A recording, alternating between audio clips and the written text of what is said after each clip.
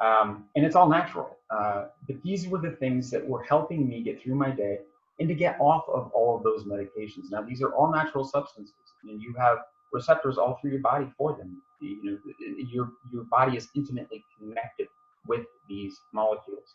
So it's not like putting a pharmaceutical in there that has been designed in a rather poor way, for lack of a better word. Mother Nature's a heck of a cook. She knows what you need. We just have to figure out what it is she's telling us. And so I just want to wrap this up. In 2014, I died. 2015, you'll see here, I was still going through a lot of surgeries and making a mess. By 2017, I had pretty much rebuilt a lot of my body and was out surfing again. And then last year alone, I was invited to, a workout regimen with a group of people who are serious about workouts, and we did really well. So I'm happy to say to all of you, there is a way to heal yourself beyond the money and the things that we can get from the market and from selling weed or selling these products. It's more about sustainability. If you have your food, your medicine in your home, then you are secure. There isn't really much more you need past that other than love. I need love. And water, of course, water. But my whole image was to break the traditional cycles where we can say, hey, you know, I can grow this plant, I can build a home, I can make my food, and I can make my medicine.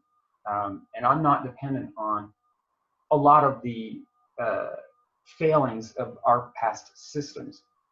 Beyond that, yes, you can make a living, you can make money, and this is a huge industry.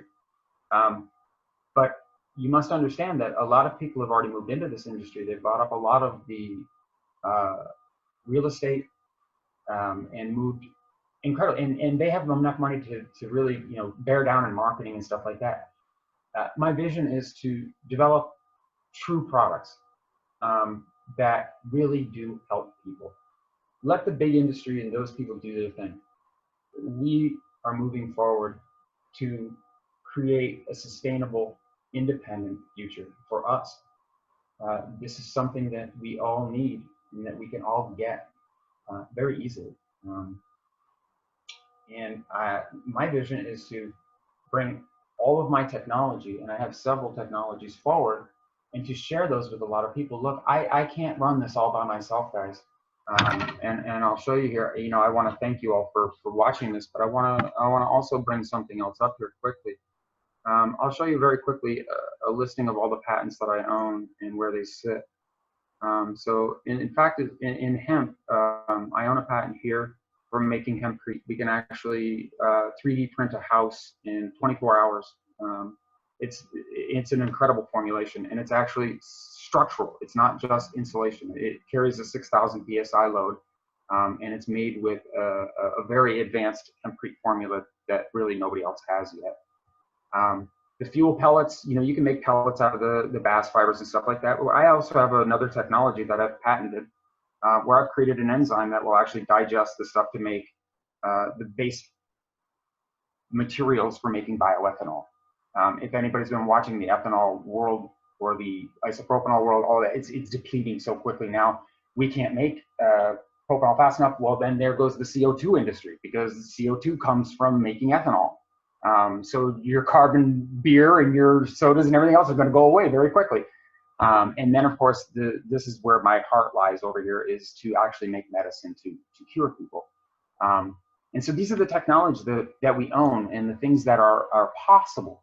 And what I would love to do is to partner with people who can take my ideas and expand them out and really bring them to fruition, because me and my group are only a small number of people, but we have wonderfully powerful technologies that can really change people's lives. And we'd love to partner with people and let them take control of the technology, let them bring it to the market, let them be the experts. And then we all can reach from there, you know, and move forward collectively. I don't care what the government says. They may or may not help, but we can all help each other, I'll tell you that. And as long as we have corporate responsibility is where it needs to lie. I don't need a bonus every year. I don't want a bonus. I live on dirt. Give me my surfboard, a bungalow, and a beach. I'm done. That's all I care about. I don't need a $2 million bonus. I don't need, I'm sick and tired of that corporate image.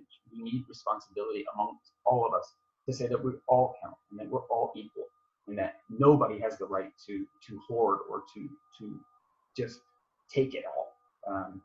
And you know, from that, I really, Richard, I can't thank you so much for letting me come here and tell my story. No, you're welcome. It's a powerful story. This was very out of nowhere, and like you said, 48 hours ago, I put that presentation together just last night. Yeah. But I didn't know what story to tell, so I hope that this resonates. You told the story from your heart. That's the most amazing story. And I hope people take, you know, from this and realize what you're doing. What you're doing and what you're fighting for right now means so much. Listen, I was the, I won't say black sheep of my family, but I was the outcast who always smoked weed, you know, surfed and all this stuff. But look, I never became addicted. I never was out of control. I wasn't lazy. You know, I grew up on a farm. We had to go to work every day. Right. So, and by the way, it never affected my memory. I have 5 degrees. 2 of them are PhDs. One from Florida State and one from Harvard. Like I said, you're two less than Bruce Banner. Well, there are other things that I have, but you know, right. I'm going to ask you to unshare your screen. Got it.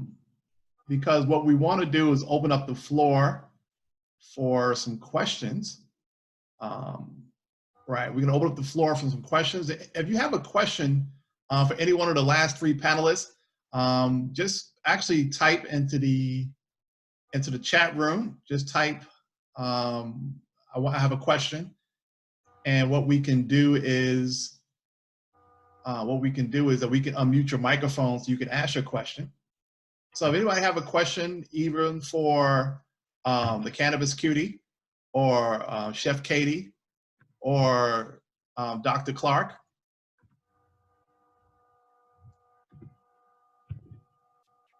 Does anybody have a question? Tony, you have a question? Yes. Go ahead. This is a question for you, Richard. This is such a great presentation.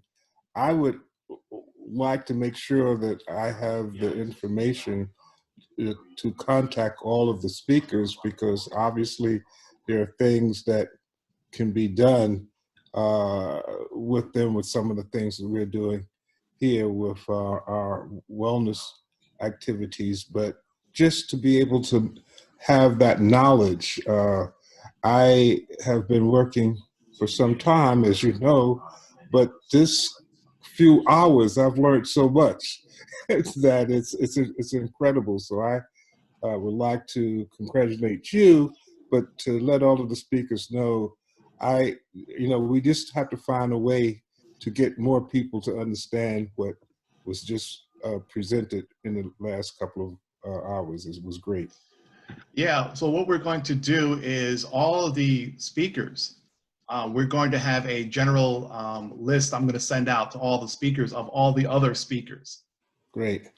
And then anybody else who would like the contact information, they can send a direct message to my office, and I can get them the contact information of whatever speaker they want to get involved with or reach out to and contact.